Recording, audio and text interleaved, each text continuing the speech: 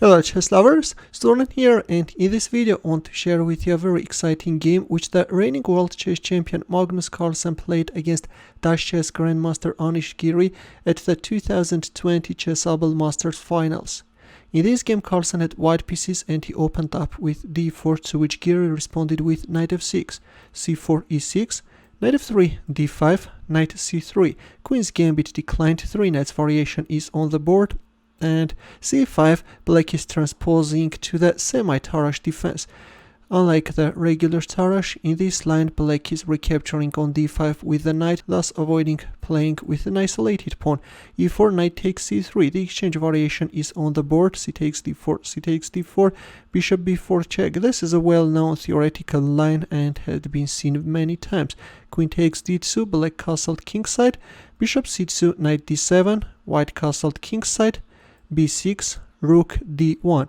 Other popular alternatives are rook e1, a4 or d5. In the game we see rook d1, bishop b7, black is developing his last piece, and meanwhile white is centralizing his heavy artillery, rook e1, rook c8, hitting on c4, bishop b3, rook e8 and rook e3. An interesting decision by Carlsen, but actually this is not a novelty and several times had already been seen. It may seem that white wants to switch his rook into the attack from the third rank, but this is only the visible side of the iceberg. Now we will see what is hidden behind this move. Knight f6 hitting on e4 and d5. Seems like that this d5 move is already a novelty. Before this, queen d3 had been seen. For example, in 2017, Wesley Zhou made this move against Dominguez Perez, but this time we see an interesting looking d5 move. He takes d5, and instead of recapturing, we see e5. So Carlsen is making a pawn sacrifice, and let's see where is white's compensation. Knight e4, queen e1, queen c7. Now already rook takes e4 was the threat, that's why black moved away his queen from the dangerous d file, queen c7, knight d4, and a6, preventing any knight b5 jumps, and h4.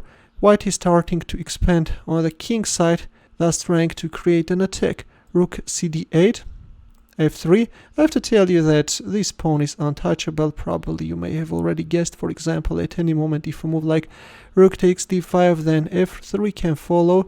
That's why we see rook d8, and anyways f3 is on the board. White is kicking away black knight from that active square. Knight c5, h5, knight e6, knight f5. Of course white is rejecting the offer of exchange of knights. The knight from f5 both can jump on d6 and also is hitting on g7, d4, which is weakening black's position too much and is becoming the reason of black's upcoming problems. Queen c5 looks more active, pinning the rook. If king h2, then rook d7. Of course, even in this case, white has better chances than f4 can be played, but this is a better line than the one which we see in our game. In our game, d4 was played, rook d3, knight c5. At this point, Stockfish suggests a move like bishop d5 and says that you should be ready for an exchange sacrifice. Knight takes e8, rook takes e8, a takes b3, queen e7, and now if queen g3, then black has an interesting looking g5 move. According to Stockfish, this crazy line is better than the one which we see in our game. Actually, knight c5 is a move after which black's position collapses quickly. Here comes rook takes d4, after which we see the exchange of rooks on d4. Knight takes b3. Finally, black is removing this light squared bishop, which is usually becoming white's trump card in the semi-Tarrasch variation. Instead of recapturing, we first see this division to queen g3 with a mating threat, although there is nothing wrong with a takes b3 as well. But Carlsen first centralized his queen, created a mating threat, and only after g6 recaptured on b3. Rook d8. Well, at this point already it's very difficult to find good continuations for black. At any moment white knight is ready to jump on d6, and this is very unpleasant, of course. In here Giri played rook d8 and stepped into this beautiful e6 move. Of course, you can't play a move like queen takes g3 because of rook takes d8 checkmate. That's why Giri decided to play queen c1 check, move away his queen from the dangerous c7 square. But after king h2, again, he is in trouble. The rook is hanging. We have rook takes d4 and e7. Carlsen is not even paying attention to this rook on d4. He is going for a pawn push and is threatening e8 queen. Queen c8, queen e5. Another mating threat is on the board. Rook h4 check, and after this king g3, Carlsen forced a resignation. How are you going to neutralize the threat? There is a mating threat. Well, another queen wants to appear on the board. If g takes f5, then you can either go for a pawn promotion or even king takes h4 is winning.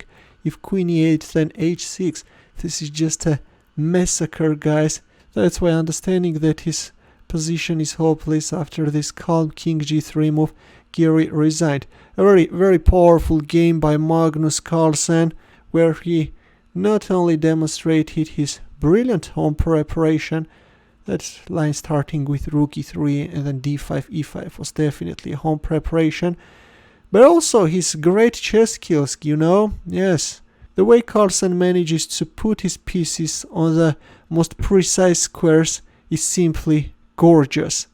In the end, the chess puzzle for you, where the task is to find the winning line for white. It's white to move, and I will wait for your answer in the comment section. Thanks for watching. Here are more suggestions for you. Feel free to check them out as well. I will see you in my next video. Take care.